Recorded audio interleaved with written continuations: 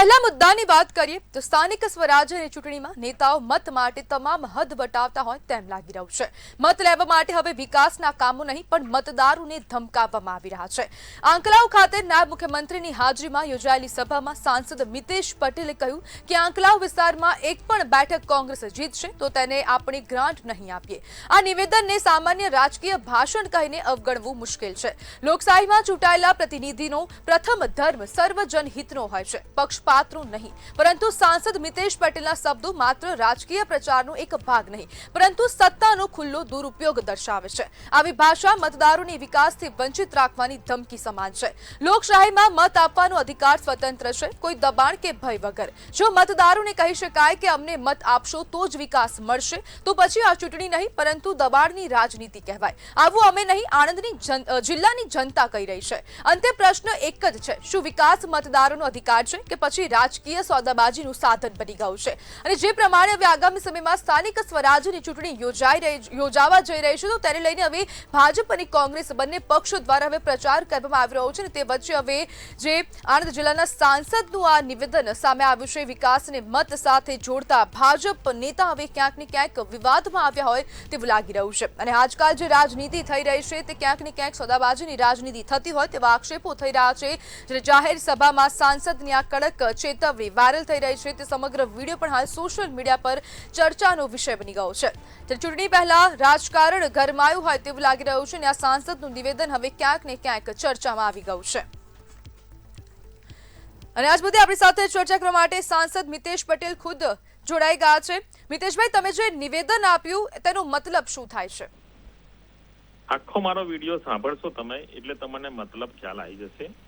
આંકલાવ તાલુકામાં કોંગ્રેસનું તાલુકા પંચાયત બેઠેલી હતી, 7 સદસ્યો આપણા ભારતીય જનતા પાર્ટીના જીતેલા હતા। એક પણ રૂપિયો ગ્રાન્ટ એમણે 5 વર્ષમાં આપી નથી 7 સદસ્યોને, કોંગ્રેસના તાલુકા પંચાયતના પ્રમુખશ્રીએ।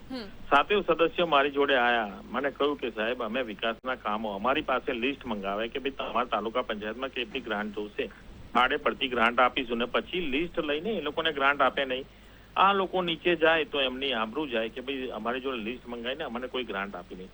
7 તાલુકા પંચાયતના સદસ્યની મારી સાંસદમાંથી ગ્રાન્ટ આપી, એમને જે વચનો આપ્યા હતા એ વચનો પૂર્ણ કરાવડાયા બધાને। મેં ગઈકાલે એવું કીધું કે ભાઈ આ વખતે મતદાતાઓએ જયારે મન નિશ્ચિત કરી દીધું હોય, મતદાતાઓ ભારતીય જનતા પાર્ટી સાથે જોડેલા હોય, આંકલાવ તાલુકા પંચાયતની જયારે સરકાર બેસશે, તાલુકા પંચાયતમાં આંકલાવ તાલુકા પંચાયત ભારતીય જનતા પાર્ટીની બનવા જઈ રહી છે, ત્યારે કદાચ એકાદ 2 કોંગ્રેસના તાલુકા પંચાયતના સદસ્યો ચૂંટાય તો તેમ કોંગ્રેસે જે રીતે ભારતીય જનતા પાર્ટી કોંગ્રેસના સદસ્યોને નહીં આપીએ પરંતુ તેમનો જે વિસ્તાર છે એ વિસ્તારમાં ગ્રાન્ટ આપણે ફાળવીશું।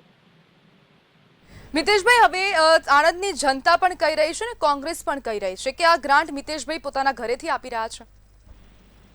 100% સરકારની ગ્રાન્ટ છે। તો સરકારની જે ગ્રાન્ટ છે તે પ્રજાના પૈસાની છે। હા, તો પછી તમારે ગ્રાન્ટ આપવામાં તમને શું વાંધો પડે? કોંગ્રેસના નેતા આવે કે પછી ભાજપના નેતા આવે? સરકારની ગ્રાન્ટ 5 વર્ષ એમને 7 સદસ્યોને ના આપી ત્યારે બી જનતા બી આંકલાવ તાલુકાની એ જ કહેતી હતી કોંગ્રેસ તાલુકા પંચાયતના પ્રમુખને કે આ સરકારની ગ્રાન્ટ છે, તમે આપો। ભાજપ અને કોંગ્રેસમાં શું ફરક? જો કોંગ્રેસ જ આવું કરી રહી છે તો પછી ભાજપ સાથે તો નાગરિકો તો સારી જ આશા રાખવાના છે। નહીં, પણ મેં એવું કીધેલું છે કે ત્યાંનો મત વિસ્તાર, આંકલાવ તાલુકાનો મત વિસ્તાર જે તાલુકા પંચાયતમાં કદાચ કોંગ્રેસ આવશે તો કોંગ્રેસના સદસ્યને નહીં મળે। ત્યાંની તાલુકા પંચાયતમાં તો વિકાસના કામો કરીશું। મિતેશભાઈ, તો મંતવ્યના માધ્યમથી તમે કહેવા માંગશો કાં તો તમે એવું કહેશો કે કોઈ પણ પાર્ટીનો નેતા આવે તેને ગ્રાન્ટ મળશે? 100% ત્યાંની જે તાલુકા પંચાયત બેસવાની છે ત્યાં તાલુકા પંચાયત 20 તાલુકા પંચાયતમાં ભારતીય જનતા પાર્ટી વિકાસ કરશે। જી મિતેશભાઈ, અગર માની લો કે કોંગ્રેસ જીતે છે તો તમે ગ્રાન્ટ આપશો? કોંગ્રેસના જે જીતે છે એ સદસ્યની જે તમે એ લોકોએ જે કહ્યું છે એ પ્રમાણેની ગ્રાન્ટ નહીં, પણ ત્યાંના કોંગ્રેસના તાલુકા પંચાયતમાં અમે જે ભારતીય જનતા પાર્ટીના જે સદસ્યો, ભારતીય જનતા પાર્ટીના તાલુકા પંચાયતના પ્રમુખ છે ત્યાં આગળ ગ્રાન્ટ આપશે। બિલકુલ મિતેશભાઈ, આશા રાખું છું કે તમે કોઈ પણ પક્ષ ત્યાં ચૂંટાઈને આવે તેને ગ્રાન્ટ આપો અને આણંદનો વિકાસ થાય। બિલકુલ, આભાર આપનો।